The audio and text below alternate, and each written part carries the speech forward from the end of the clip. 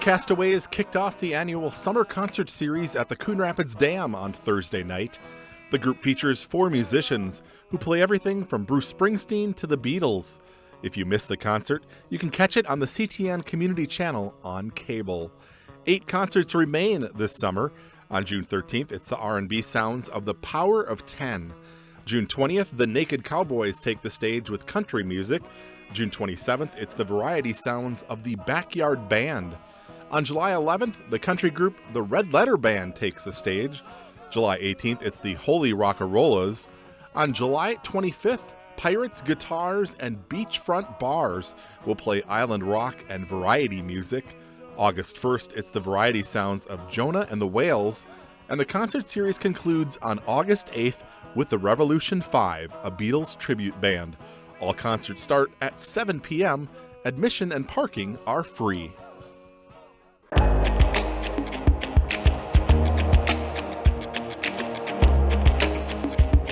Here's a quick recap of the Tuesday, June 4th City Council meeting. The council introduced an ordinance that would rezone a chunk of land off University Avenue from office to moderate density residential. The 3.8-acre site is currently being used as a peace garden by Peace Lutheran Church. But a developer wants to buy the property and construct 34 townhomes on the site. Nearby residents have voiced concerns about safety and increased traffic if the project were to move forward. The City Council will consider formal adoption of the rezoning at its June 18th meeting. The council has also introduced an ordinance that would establish a local housing trust fund. The trust fund would provide clear authority for the city's administration of existing housing programs formerly administered by the Coon Rapids Mortgage Assistance Foundation, including Home for Generations. The fund would also provide a home for new housing sales tax revenue from the state, which will start arriving this summer.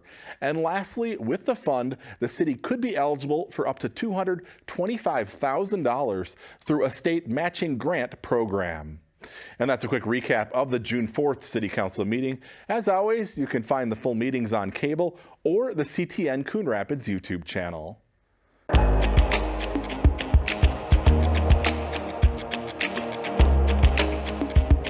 Filings for public office closed this week. 4 city council seats are on the ballot this fall, and while there won't be a primary in any of the races, there will be 2 new faces on the council next year. Incumbent Pat Carlson is seeking another term on the city council. He will be running unopposed for the seat. In Ward 1, incumbent Brad Griskowiak is also seeking another term on the council. He is also running unopposed for the seat. In Ward 2, incumbent Carrie Rayrauer is not seeking re-election. Peter Butler and Don Willardson have both filed to represent the residents of Ward 2. And in Ward 4, incumbent Jenny Geisler is not seeking another term on the council. Christopher Geisler and Blake Miskowick will face off for that seat. The general election is Tuesday, November 5th.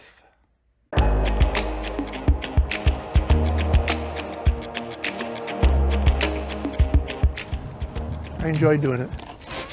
4 years ago, Dave Bambenek made a commitment to remove leaves, branches, and other debris from storm drains in the street near his home. Wife and I were at the state fair, and we went into the educational building, and the Adopt a Drain had a station there. Drain adopters, like Bambenek, will throw out the trash they collect into the general waste stream. What he learned about stormwater runoff and its effect on water quality in lakes like Crooked Lake and the Mississippi River made him sign up for the Adopt a Drain program.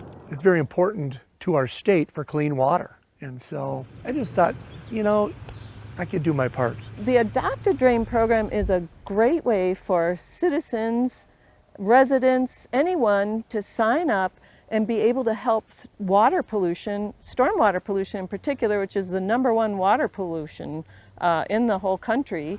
In and around the city of Coon Rapids, there are over 6,700 catch basins and storm drains.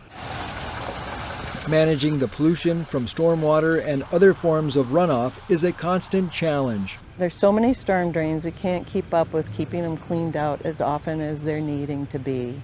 Hamline University developed the Adopt a Drain website and database. It's where you can enter your address and find a storm drain close to home to adopt. The map will show you what drains are there and whether they're adopted or not. When you adopt a drain, you'll even get to name it. Only about 500 storm drains in the city have already been adopted. Lots of drains are waiting to be adopted. Spend about 15 minutes once or twice a month to go out and pick up the debris in that storm drain. As for Dave Bambenik, he named his adopted drain Flow. And it does flow. I tell people, hey, clean up the city and clean up our neighborhood. That's what it's about. If you'd like to become a drain adopter, go to adoptadrain.org and click on the state of Minnesota to sign up.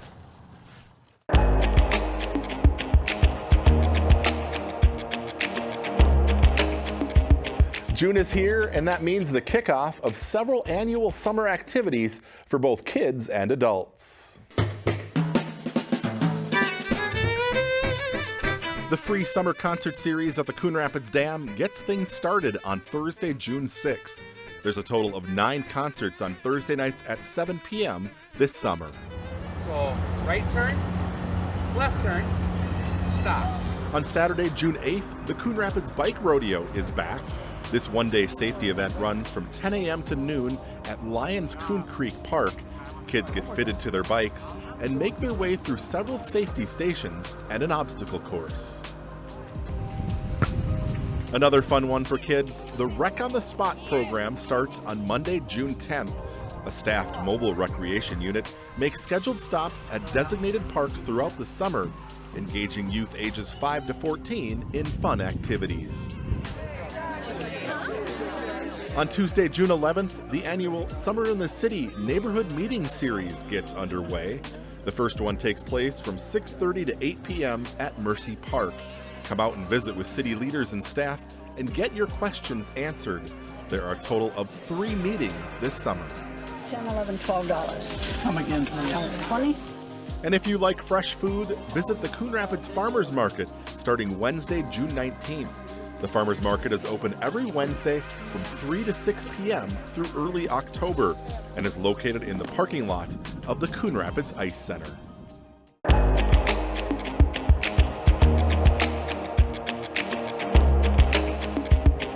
A service organization in Coon Rapids is once again organizing a fundraising drive to help those in need. The Coon Rapids Women of Today will be holding a hygiene and food drive for Hope for Youth outside the Coon Rapids Civic Center on Saturday, June 8th.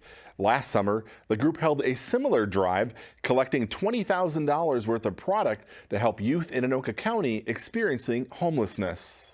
We did it last year and it was a huge success, and we're hoping that with the community's generosity again, we'll be able to do the same for the organization this summer.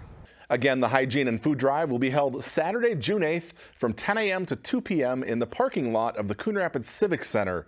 Just drive up and drop off. They are looking for hygiene items including shampoo, conditioner, body wash, toothpaste, and razors. Suggested food items include small canned goods, boxes of cereal, granola bars, peanut butter, and more. Check out the group's Facebook page or website for more information. Cash donations will also be accepted.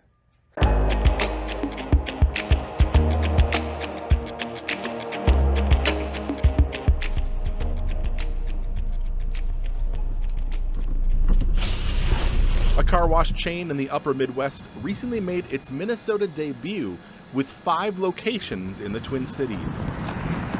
In March, Silver Star Car Wash opened its 3rd location in the metro across from the Village 10 Shopping Center in Coon Rapids. The business employs about a dozen workers. We saw an opportunity with the residential in the area. We saw Cub right across the street. There's good traffic flow, and of course we're very close to the high school as well. The Express Car Wash service uses a tunnel system and offers 5 different wash packages, including monthly memberships. Company officials say which one you choose depends on how much protection you want for your vehicle. If you want the top of the line, you want to keep your investment nice and clean, get all the chemicals off, you want the top package. Some people, just want the dirt off the car for right now. So then they would generally pick one of our lower packages. In addition to their customer service, company leaders believe it's the extras that really set Silver Star apart from the competition. With our amenities that we give our customers, you know, dry down towels to use, the tire inflation station, our windshield washer fluid fill station, and our mat cleaner, really think that those amenities really set us apart.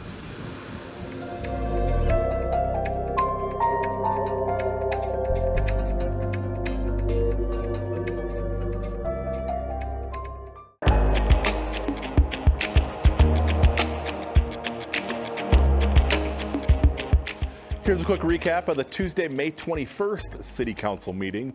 A new pedestrian bridge in Port Riverwalk is one step closer to reality. On Tuesday night, the City Council approved plans for the project and ordered the advertisement of bids. The pedestrian bridge will be constructed over Coon Rapids Boulevard near Lilliput, connecting the Coon Creek Regional Trail on either side of the boulevard. The contract for the project is expected to be awarded in July. The work will take more than a year to complete and is mostly being funded with federal and state dollars. It's already time to start thinking about this year's 4th of July celebration. This week, the City Council approved a temporary strong beer and wine license for the Coon Rapids North Star Lions Club for use at the celebration, which runs July 2nd through the 4th at Boulevard Plaza. You can learn more about all the events being planned by logging onto the city's website. A heavily used sports complex in the city will be getting some new lights. On Tuesday night, the City Council approved the plans and authorized the solicitation of bids for the project at the Coon Rapids Soccer Complex. The current lighting is up to 30 years old and in need of replacement. However, the existing poles will remain. The work is expected to start by November 1st and carry into a portion of 2025. And that's a quick recap of the Tuesday, May 21st City Council meeting. As always, you can find the full meetings on cable or the CTN Coon Rapids YouTube channel.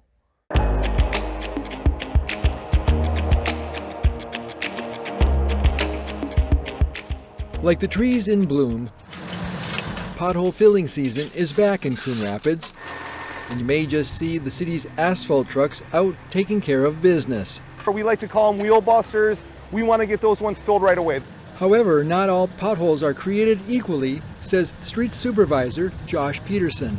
A pothole is typically 2 inches or greater in depth. We use a certain type of mix for that. The asphalt mix for potholes is made of bigger crushed rock pieces for a deeper fix. Smaller holes less than 2 inches deep get treated with a different mix for what's called a skin patch.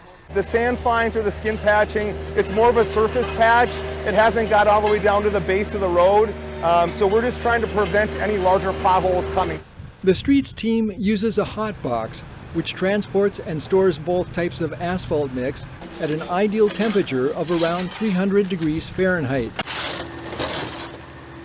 They'll apply roughly 80,000 pounds of asphalt onto the roads each week and into the summer. A double drum roller machine compacts the less severe skin patches. They get to them as soon as they can, but crews ask for patience because the priority always goes to the potholes first. We do ask that you report the larger potholes and maybe don't report the skin patching because we will be back to take those at another time.